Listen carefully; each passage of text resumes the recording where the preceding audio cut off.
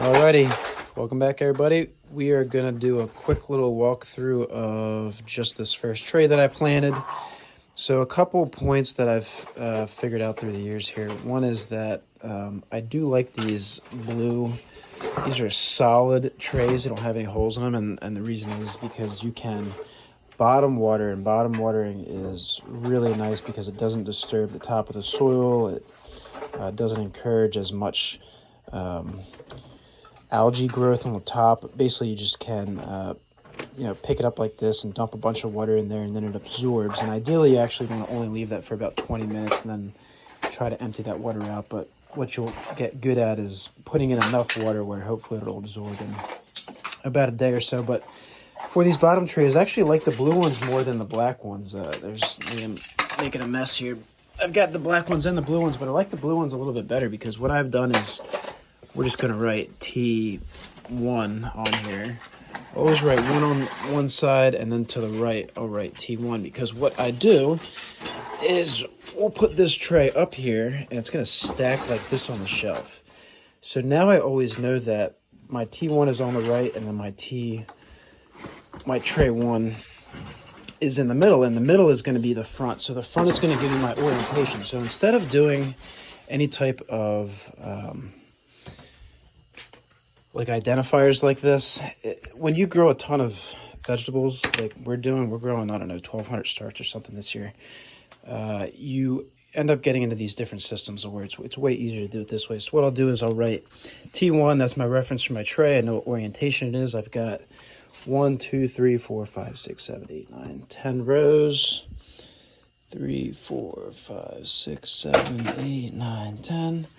And I've actually just oriented my seeds in the way that I planted them. So this one that's up and down is actually one row, one, and sideways is 2, 2, and 2. So that's all I'm going to do. I'm going to record the variety that's in here, and that's going to help when I want to actually plan on transplanting these out into the garden. That's the biggest reason. When they're very small, sometimes it's tough to tell, especially if you don't have a lot of experience. You can't really identify them just off of a couple leaves, or when they're very small. You will get used to what they look like, and it will be much easier to identify them. But this is typically most helpful when you're doing your seed starting, when you can identify if you're having any problems, like if a packet is not doing very well, you might be able to identify that early and either replace those, or maybe you're putting in 4 to 5 seeds rather than 2 or 3 or just 1.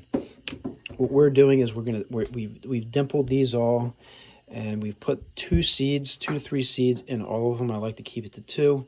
And then when those pop, if you get 2 or 3 in every single cell, all you want to do is you want to pinch off the weaker one. You want to wait until you can tell a difference, until the cotyledon, which are the first 2 leaves that are going to come out of there. You want to get past that stage, and you want to see a little bit of growth, and then you want to pinch out. Don't try to save every seed. I did that for the first couple years. All you're doing is messing up the root structure in the little cells here by trying to pull things out and save them, and it typically never works out. So it's okay to pinch them off, and you can actually even eat them. They are basically just microgreens at that point, and they're packed with nutrition. Microgreens typically have like 400% the nutritional density of typical crops, and that's just because all of that nutrition is actually packed into the seed itself.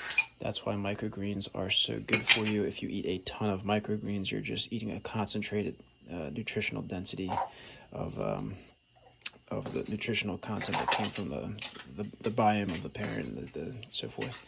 So that's how we start them. That's the reference for the trays. And like if you learned something new, subscribe. We're going to be doing a ton of these videos this year. We're going to be doing a whole walkthrough of the system, the heat, the timing, the transplants. Everything is going to get covered this year. So tune in for more. Good luck gardening, and get started. It is already too late. Order your seeds if you haven't ordered them already.